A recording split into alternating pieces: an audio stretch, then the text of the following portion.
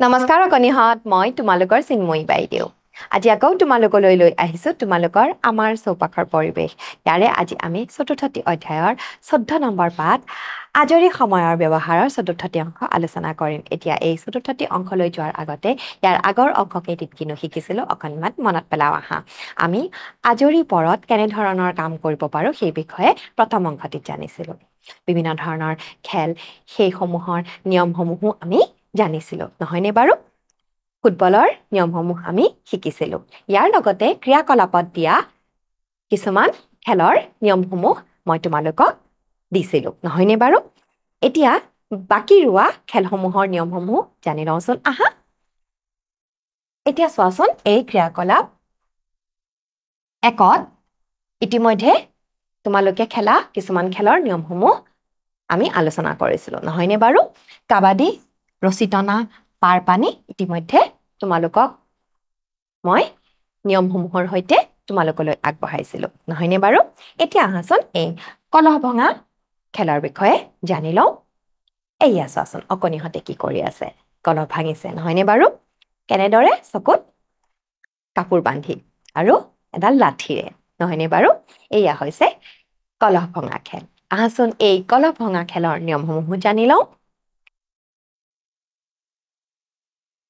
কলহ ভঙা খেলৰ নিয়মসমূহ জানি লওঁ আহা খেলৰ নাম কলহ ভঙা খেলৰ প্ৰকাৰ বাহিৰত খেলা খেল খেলুৱৈৰ সংখ্যা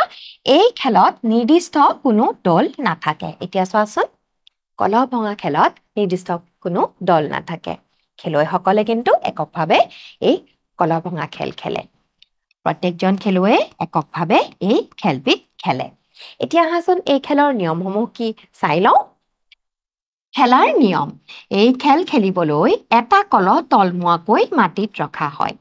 প্ৰত্যেকজন খেলুৱৈৰ চকুত কাপোৰ বান্ধি হাতত এডাল লাঠি লৈ নিৰ্দিষ্ট দূৰত্বৰ পৰা গৈ কলহটো ভাঙিবলৈ চেষ্টা কৰে যিজন খেলুৱৈয়ে কলহ ভাঙিব পাৰে তেওঁ বিজয়ী হয় এতিয়া চোৱাচোন কলহ ভাঙিবলৈ আকৌ চকুত কাপোৰ বান্ধিব লাগিব যাতে চকুৰে একো দেখা নোপোৱাকৈ আন্দাজত গৈ কলহটো লাঠিৰে ভাঙিব পাৰে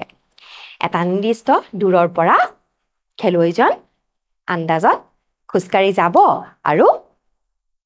একেবাৰতে কলহটো ভাঙিবলৈ চেষ্টা কৰিব যিজন খেলুৱৈয়ে কলহটো ভাঙিব সেইজন বিজয়ী হ'ব তোমালোকে এনেদৰে কলহ ভঙা খেল এই নিয়মেৰে খেলিব পাৰিবা ইয়াৰ পিছলৈ যাওঁচোন আহা ইয়াত অকণিহঁতে কি কৰিছে বাৰু চকীৰ চাৰিওফালে দৌৰি ফুৰিছে নহয়নে বাৰু আৰু এই অকণিজনে কি কৰিছে সংগীত বজাইছে গতিকে এয়া হৈছে সংগীত চকী আহাচোন আমি সংগীত চকীৰ নিয়মসমূহ জানি লওঁ খেলৰ নাম সংগীত চকী খেলৰ প্ৰকাৰ বাহিৰত খেলা খেল আৰু খেলুৱৈৰ সংখ্যা চাওঁচোন আহা খেলুৱৈৰ সংখ্যা এই খেলত নিৰ্দিষ্ট কোনো দল নাথাকে প্ৰত্যেকজন খেলুৱৈয়ে এককভাৱে এই খেলবিধ খেলে এই খেলত খেলুৱৈৰ সংখ্যা 3 জনতকৈ অধিক হয় এই খেলবিধৰো কোনো দল নাথাকে খেলুৱৈসকলে এককভাৱেই খেলে আৰু খেলুৱৈৰ সংখ্যা 3 জনতকৈ কিন্তু বেছি হ'ব লাগিব তেতিয়াহে আমাৰ খেলখন খেলি ভাল লাগিব ইয়াৰ পিছত খেলৰ নিয়মসমূহ চাওঁচোন আহা যে খেলত অংশগ্ৰহণ কৰিবলৈ কিছু সংখ্যক খেলুৱৈ আসনক কেন্দ্ৰ কৰি থিয় হ'ব এই খেলৰ বাবে প্ৰথমতে যিমান সংখ্যক খেলুৱৈয়ে খেলিব তাতকৈ এখন আসন কমকৈ ৰখা হ'ব যদি এই খেলখন 5 জন খেলুৱৈ বা 10 জন খেলুৱৈ খেলিছে তেতিয়াহ'লে চকী বা আসন কিমান থাকিব 5 জন হ'লে 4খন চকী আৰু 10 জন হ'লে 9খন চকী তাৰ মানে এখন আসন কম হৈ থাকিব এখন আসন বা চকী কমকৈ লৈ এনেদৰে এই খেলখন খেলা হয় খেলৰ সময়ত সংগীত চলি থাকে আৰু খেলুৱৈসকলে সংগীতৰ তালে তালে আসনৰ চাৰিওফালে ঘূৰে আৰু সেই আসনসমূহ বা চকীসমূহ ঘূৰণীয়াকৈ ৰখা হয় যাতে চকীসমূহ কেন্দ্ৰ কৰি খেলুৱৈসকল সহজেই চকীসমূহৰ বা আসনসমূহৰ চাৰিওফালে সংগীতৰ তালে তালে ঘূৰিব পাৰে